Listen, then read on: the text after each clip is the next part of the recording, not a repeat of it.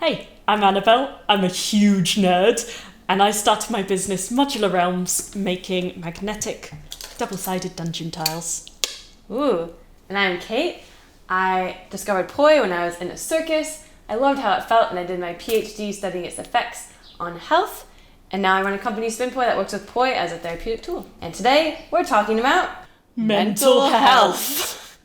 And I'm terrified. I'm going to pick up the question so I don't have to answer Okay. first. How are you doing right now? Oh God. I feel pretty anxious, insecure, but also like there's a kernel of excitement. Like we have an opportunity here to just kind of be vulnerable and see what happens, and so I feel a little bit excited about that. Yeah. And also grateful to just give it a go and like to be here with you. Hey, oh dude. How are you doing right now? I feel quite nervous, so I feel quite nauseous and Yeah. quite,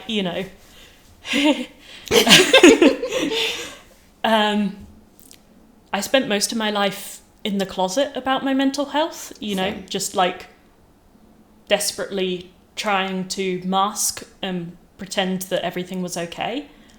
I've always struggled with being vulnerable around other people. So doing this today is a huge challenge. Yeah. And in a weird way, I'm almost a bit proud of myself Yeah. for trying something so scary. I feel the same way. Yeah. No matter what happens, we're trying our best. Exactly. Yeah. We've done a thing, even if Yes. we'll see what happens. We'll see what happens. What is your relationship with mental health?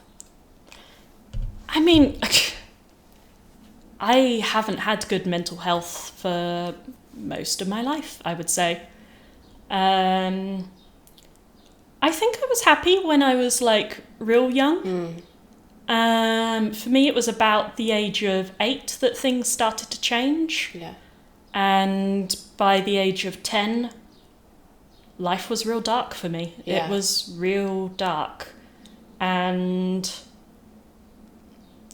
it kind of continued being dark for well over a decade. I think it was when I first went to uni, was when I first experimented with therapy. Had some real dodgy experiences. Me too, yeah. And it wasn't till I came to New Zealand that I found a therapist that was, we did all right. But then I think, so she moved to Australia and I moved to a different therapist. Also, I couldn't afford her anymore. So Yeah. I went to BetterHelp because it was a lot cheaper. Yeah. And I found my current therapist who is awesome. Nice. Like, she challenges me. She doesn't take my shit. But she's also very compassionate about it. And I feel like I've learnt so much about resilience, Yeah. inner strength, like dealing with the highs and lows of life. And it's like, I would say in the last 5 years, I've started to come alive. Wow. It's the weirdest thing. It's like it's like I've been buried underground for a long time, and I've finally felt the sunshine and started to grow. Wow, it's kind of cool. I can super relate to that. I also had so many dark years from quite a young age. Just like a feeling of existential loneliness and dread and like wondering, what being alive is for or Yes. about. I used to feel like me being alive was a waste of Yeah, resources totally. on the world. Yeah. There's only so much resources to go around. Why is it being spent on me? Yeah. But I think, when stuff is happening to you, you don't know that it's not normal. So I had like all these really dark years and I wasn't talking about it. And I just assumed that like everyone else was having these experiences, and it's only in retrospect that it's like, it's like batshit crazy. So I guess that my relationship has been to really not talk about it. And I think especially I talk about it with my close friends and stuff, but never really publicly. And I think starting a business as well, I felt even more nervous about it because I thought it will change the way that people see me, that they see the legitimacy of the company, all these things. I worry that people will go, they won't trust me as much, or Exactly. think that, oh, she's a bit crazy, or oh, she's not mentally stable, so, you know. Yeah. Like... Same. So even though, like, I want to change that stigma, I felt too, like, nervous to do it. Yeah. So I guess my relationship with it is that it's a thing. It's something present in my life. I try to be quite proactive, and I realize that the tools that I've used over time, like, they, even if some of them sucked, like, I was doing my best and they were serving a purpose. Yeah. You know, and now I'm just trying to kind of evolve my coping mechanisms and stuff and try to be a little bit more vulnerable and open about it, and just still working on it. Yeah. Always. It's... In all the ways. Always, in all the ways. Yes. Have you always been able to talk with friends about your mental... Okay. Definitely not. Okay, good. No, it's a recent development. Good, but you know what I mean? Like, I was thinking, oh my God. No, I did not have that capacity. Yeah. No. I would say for me, I first started it about 3 years ago. Yeah. Really tentatively. Yeah. And my progress has been like that. And then in the last year, it's gone like... Yeah. And yeah, opening up and talking about it with people. Yeah. This will be my first time really properly doing it publicly. No, same. How has running a business affected your mental health? And vice versa? Ooh. In a way, I think running a business, it kind of reminds me of when I accidentally got a cat. And at the time, when I got a cat, I felt like I cannot be responsible for another creature. I am all over the place. Like, there's just no way. But then because it, like, fell into my lap and I had to become responsible, I actually stepped up in a number of ways. And it ended up being a really, like, symbiotic thing. Well, I don't know. He couldn't actually tell me in the English words what he was getting out of the relationship. But, yeah. Must have been something if they were staying. I think so, yeah. And the business feels a little bit the same way. There's some responsibility and accountability there that sometimes just pushes me out of it. But then in other times when I am in a really dark space, it just feels like I can't. Like I've got this, I'm the one running this thing. And if I stop running the thing's done. Yeah. But then also, like, it's fine if the thing's done. You know, really. Yeah. It's like... Yeah, you are more than your business. Yeah. So... Oh, did that answer any part of that question? I don't know. Yeah, do you want to dive in on it? Sure. How has running a business affected my mental health? In some areas, it's had like the most profound positive effect, and in some areas, it has been detrimental. So areas where it's been detrimental is when I've been struggling to just survive. Function, yeah. And the business has been this extra thing, this extra pressure that needs to be done. And as a solo founder, if I don't do it, it doesn't get done. Yeah. So I at times where I'm really struggling, sometimes the business just feels like another thing for me to fail. Yeah. But then the way that it's really positively, and you know, also when you're overworked and a lot of stress, that's not great. Burnout. Yeah. But I mean, to be fair, I followed that pattern way before I had a business. That I don't think the business is to blame for that. I think that's something that I do. Yeah.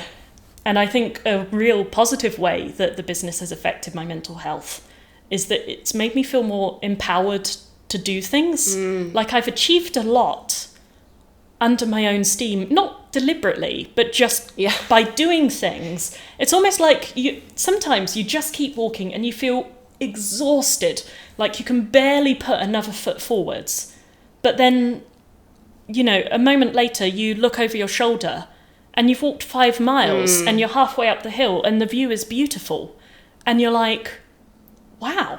Yeah. And I think having the business to motivate me, to push me forwards, I've had to learn new skills, I've had to do new things, go way outside my comfort zone. Yeah. And I think for all that it has been real hard, man, it's been amazing. Yeah, and it's a real tangible marker of things that have happened in time. Sometimes it's easy to look back and gloss over all the things. And with the business, there's all these milestones that are kind of tangible. You're like, oh, I did do all that. Yeah. And the vice versa. How has my mental health affected the business? Okay, so burnout. I faced it when I moved from New Zealand to the UK. And that was rough. Like, I was just, I was struggling to function. And honestly, I wasn't doing very well for the business. Like, I was doing my best, but I think the business is a reflection of myself. So when I'm not doing well, the business isn't always doing so well. So I think that's something I've really learnt, is that caring for my own mental health makes me better as a business leader, business owner. Yeah. Sure. Yeah. Yeah. I think some of my insights into the mental health space have been really positive for the business because I can empathize with what people are going through, especially because I'm working in the health and wellness industry. So I think my capacity for empathy, for understanding, holding space, creating safe space, and I find I can really talk or be present with a lot of different kinds of people. So that's a positive of it. I would say it affects me at the table when I'm a dungeon master running games.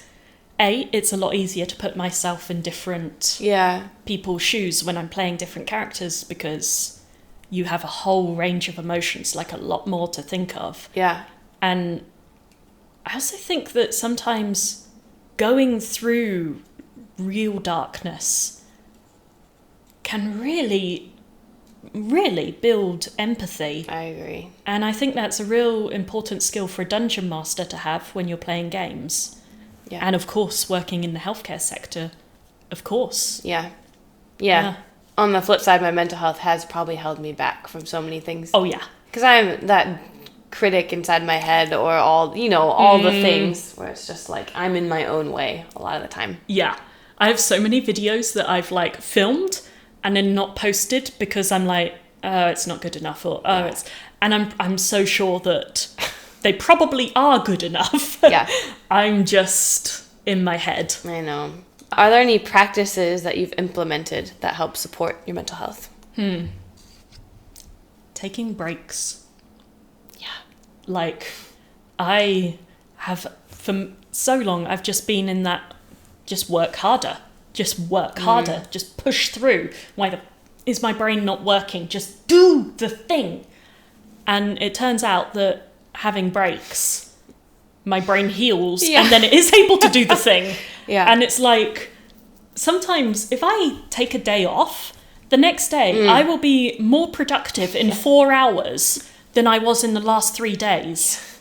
And it's weird because I so often feel guilty for taking breaks. Same. When I take time and I'm not working, I'm like, well, you should be doing this, or this needs to be done, or that, or... Which means you're not really on a break because you have that constant chatter. Yeah. But when I actually take time and take breaks, it makes me a lot better at doing the business stuff.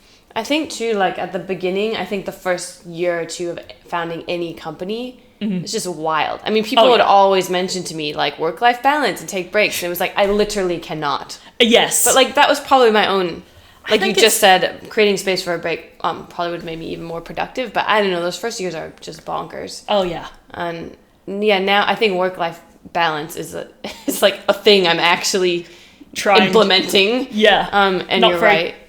Well, I don't know about you. I'm not very good at it yet. I think I'm actually doing okay. Hey! And I think the other thing is trying to change the self-talk so that I don't get into these self-perpetuating cycles. It's like when you feel, when you tell yourself you shouldn't do something, then it just prompts you to do it even more or to feel even more anxious about it, or I can't cry right now, or I can't feel anxious right now, and then you're like, oh my god, I'm so anxious about feeling anxious. It's yes, I try to really nip that cycle, which then sometimes helps the spiral from starting, but just having the awareness like about how my own mind works. How do you nip the cycle? I think it's just allowing yourself, for me, it's just allowing myself to do whatever the thing is instead of saying don't. So like, let's say I'm like taking a break and I'm feeling guilty. Yeah. And then I'm ruminating on feeling guilty and what I should be doing. And that instead of like going into that cycle, you just say, okay, this is what I'm feeling right now. Mm-hmm. And I'm just going to feel that. Oh. And then you just feel it. That is a powerful tool. And then you usually move on way faster. Yeah. Than if you're trying. But you have to be able to like wade through it. Allowing yourself space to feel the emotions rather than denying them or saying I don't have time for them or like... Yeah. It's really hard, but very valuable, I find. For sure. Oh, and therapy. Oh, yeah. Yeah. The healthier and happier that I am as a person, the better the business is doing as well. Yeah.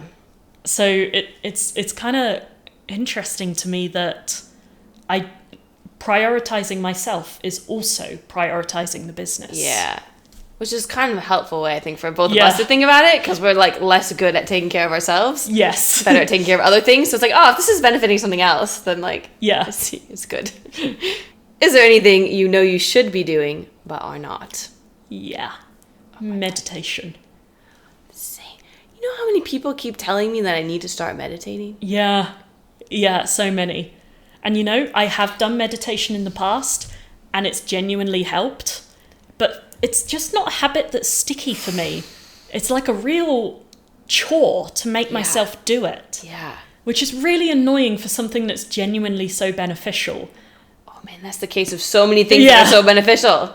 Yeah. They're just really hard to do. Yeah. Like eating healthy and getting exercise. Oh, it's so hard. They're all connected. Why is it so easy to fall off the bandwagon? Yeah, and so hard to climb back on. Get on it and stay on it. Yeah. And it's like you have to...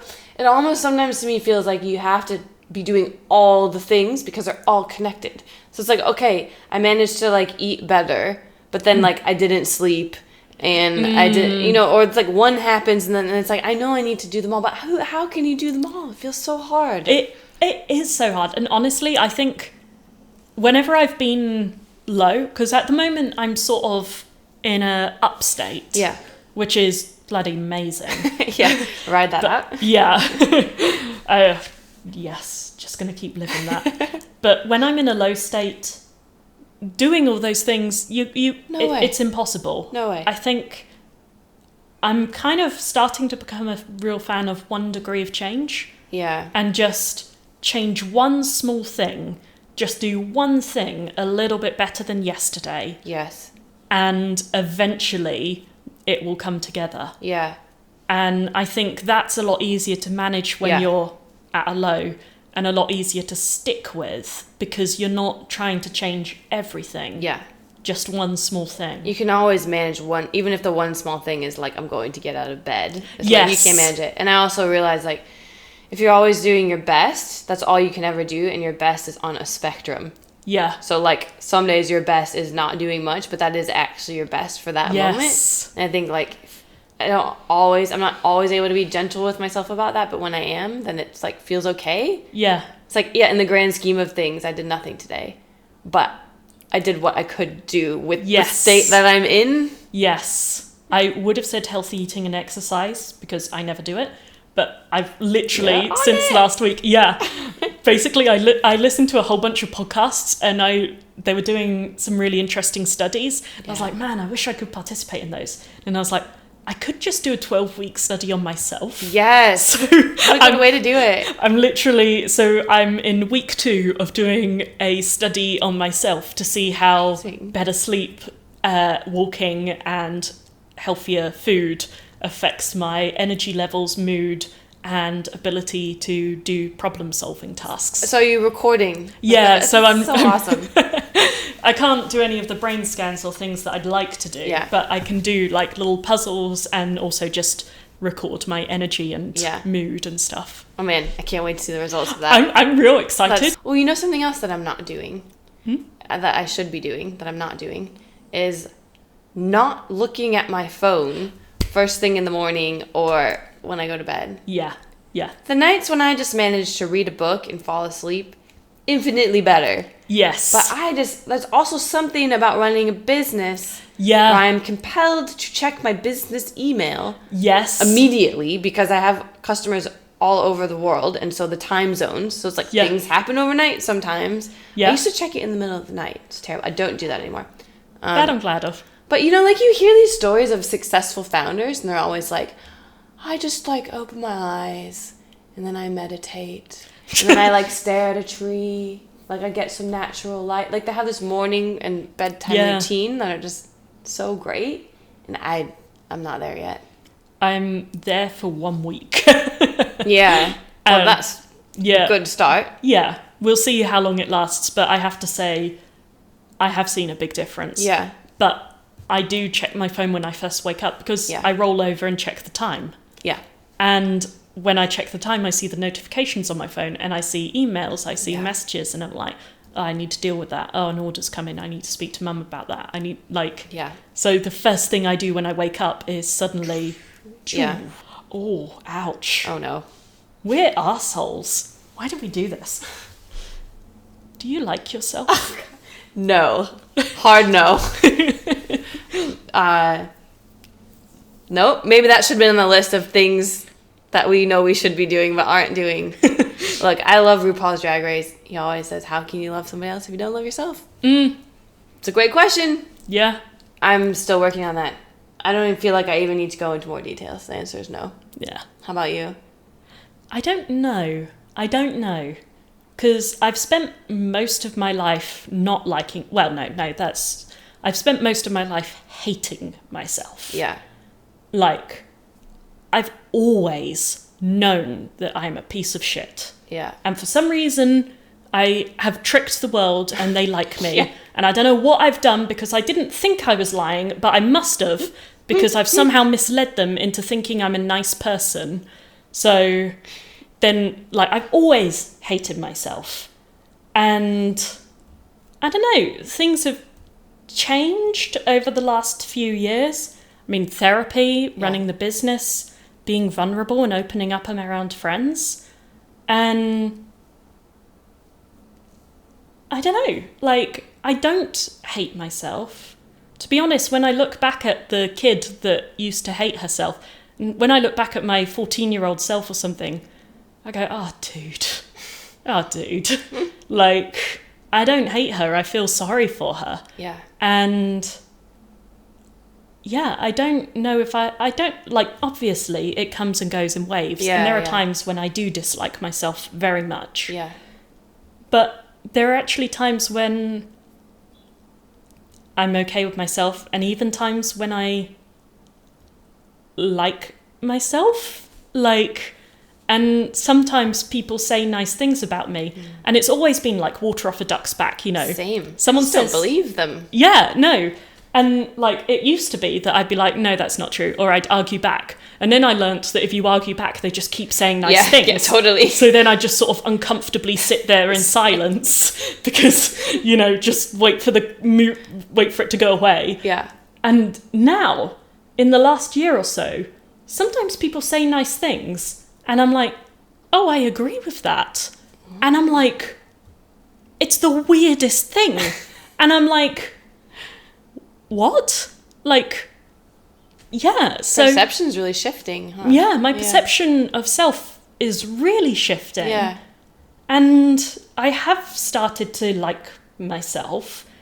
And I find it's a bit like a radio frequency where it kind of comes in and out of tune. And I'm trying really hard to tune into that radio frequency. And sometimes it comes through really clear and I can hear it. And I'm like, this is amazing. Yeah. And then it goes fuzzy a bit and then it comes back. Yeah. But I think overall it's coming more and more Yeah. into focus. Those glimmers are lasting a little longer. Exactly. Yeah. Yeah, the sunlight that comes through the clouds is just a bit brighter for just a bit longer each time. Wow. It's nuts. I'm inspired. I've never been excited about the future before. Ever. Because, I mean, I never wanted to be alive to begin with. Yeah. Like, for the longest time. Yeah. the only reason that I was staying alive was because I didn't want to upset my family. Yeah. Same. The only reason was because I didn't want to hurt them. Same thing. So I kind of felt like my life was a jail sentence. Yeah. And that as soon as my family were dead, then I could go. I felt the same way. Yeah. Yeah. And it's only recently that I've started living and enjoying my life for me. Do you feel uncomfortable talking about this right now? Yes. Yes. Yes. Yes. I feel quite... Do you feel it here? Yeah. Mine's like right here. I feel sick there. Yeah. Tight there. Tight here, yeah. And like a little nauseous in my throat. You know that thing where your throat's a bit tight? I do know that thing. This would have been impossible last year. Absolutely. 100% impossible. Yeah. Like I couldn't have done it. Same. I would have been... my throat closes up sometimes Yeah. and I become mute. And Yeah. I don't mean to be mute, but I can't make words leave my mouth. Yeah. And that's what I would have been like last year. Yeah. But here we are and we feel uncomfortable as fuck. But we're doing it. We are doing it. Oh. There, that was some self-love. That's like as much as I can give. When's the last time that you cried? Yesterday. But you know, it actually ended up being kind of... I cried more than once yesterday. But they both ended up being kind of okay. Let's see, the most recent one. Let's just focus on that. I went dancing last night. Mm-hmm. And this often happens to me. I don't know if you get this. When there's an experience where it's like... It's meant to feel quite connected and lovely, and you even feel that way for part of the time. Mm-hmm. But then, like, something just shifts. So, like, I had this moment when I stopped dancing, and I, like, sat to the side, and I was just looking at everyone, and suddenly it was just, like... I just felt so alone and like awful, and I just kind of like snuck away. I know that actually, yeah. Just changes in an instant. But then a friend kind of like ran after me, and I was like just welling up, and he was like, "Oh, I just wanted to say goodbye." And then he saw me. He was like, "Do you want me to walk you to your car?" And I was like, "Okay." And then I felt completely better. I didn't even talk about anything in particular, but it was just, I don't know. I'm really like a roller coaster with that stuff. So that just, sometimes I just need something external to help get regulate. me out of, this, whatever's going on in here. And he did that. And then I was like, okay for the rest of the night. I actually went home and edited one of these videos until like 2 a.m. Yeah, I saw your message at like 2 a.m, and I was like... How about you? I can't remember. Oh. Maybe... I think when I was really going through that burnout period 1.5 years ago... Wow. There was a moment when I started crying. But...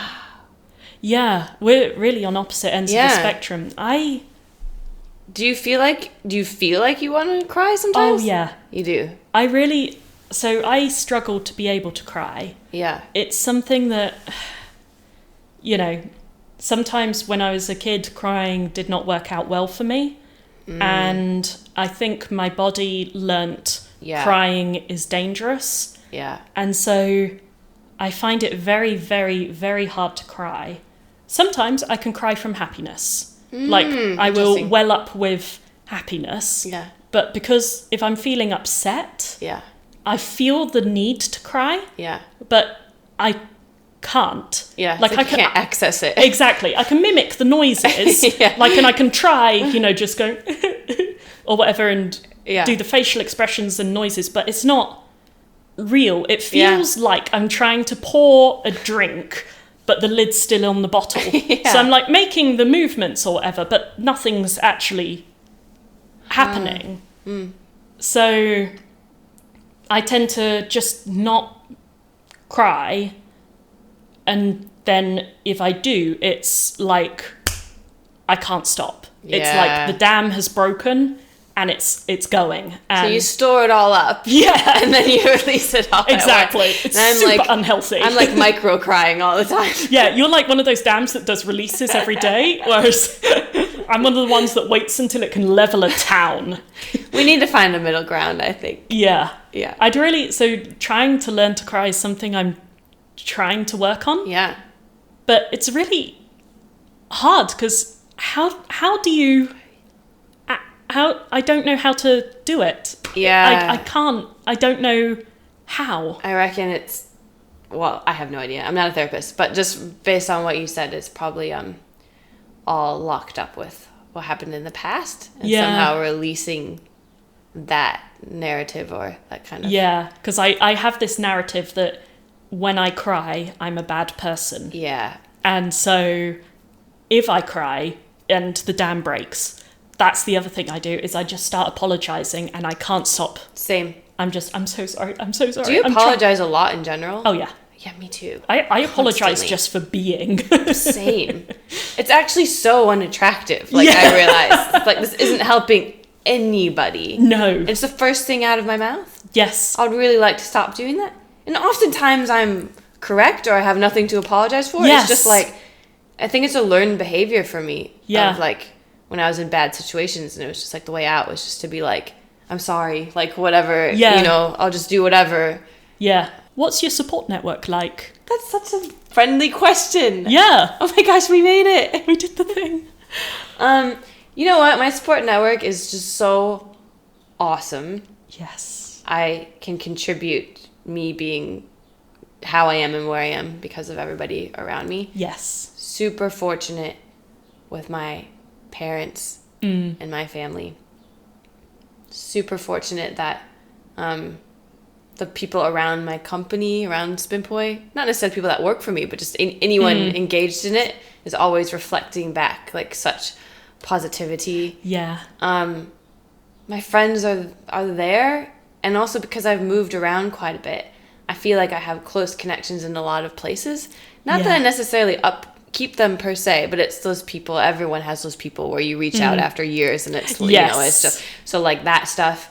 And I also do feel some vague sense of the collective consciousness or something, like, even though I don't always like myself, sometimes I do believe like what I'm doing is good. And if I just keep doing good things, then that stuff gets reflected back at me. Not necessarily through a particular person interaction, but just kind of in general. And it's a thing. Like if you walk out the door and you're friendly and smiling, you see people smiling back at you. That's true. It's like that on a larger scale. So I do feel sometimes sort of held by something. Yes. Even though I still feel lonely basically all the time. Yeah. Loneliness is a thing, huh? Such a thing. Especially for someone that wants to be alone for a lot of the time. Right? I'm so introverted, actually. Yeah. It's like, what is this? As soon as I'm alone, I'm like, I need to be around people. I'm so lonely. And then as soon as I'm around people, I'm like, I kind of want to be alone right now. Story of my life. What about your support network? My support network, so I would say family, of course. My parents are so supportive, really are. Yeah. Therapy is huge. Yeah. I think having found a therapist that I click with, that I trust and we can work together, has been amazing. Yeah. And it's also really nice to be able to talk about things with someone that doesn't have any skin in the game. Yeah, they're not part of the friendship group. Yeah. You can gossip to them without worrying about it getting back to anyone. You can show your ugly side. Yeah. And it's okay. So that has been huge. My friends are everything. Yeah. They're everything. It kind of, again, it's going to sound super soppy or poetic or whatever, but when dark times come and I kind of feel like I'm lost at sea in the middle of the night, my friends are the stars that I can navigate my way back on course by. They're everything. That's so beautiful. Mm-hmm. And I'm one of those stars. You are. That's so special. It's wonderful. Oh. We've ended up with quite a few sappy endings. Oh my god, we're so sappy. Did we just do mental health? We did. I think we've done good. We can always come back to the topic in the future. I feel like doing dance. I can't believe we just talked about mental health.